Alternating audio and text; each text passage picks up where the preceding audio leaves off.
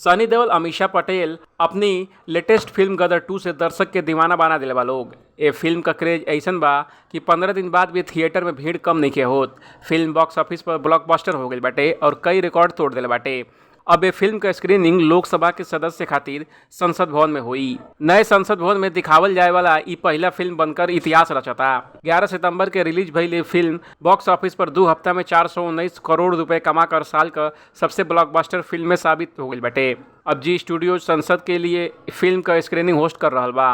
गदर 2 का पहला स्क्रीनिंग आज सुबह 11 बजे शुरू भइल और 3 दिन तक ही चली। नए संसद भवन में लोकसभा सदस्य खातिर हर दिन 5 शो हुई। अनिल शर्मा संसद में होवे वाली फिल्म के स्क्रीनिंग के लेकर कहना उ कहना हमके फिल्म के स्क्रीनिंग खातिर संसद की ओर से एगो मेल आइल रहा, जेके लेकर हम वाकई में बहुत सम्मानित फील करतनी। एक साथ ही बताओ ना कि उपराष्ट्रपति के भी फिल्म देखने का संभावना बाटे।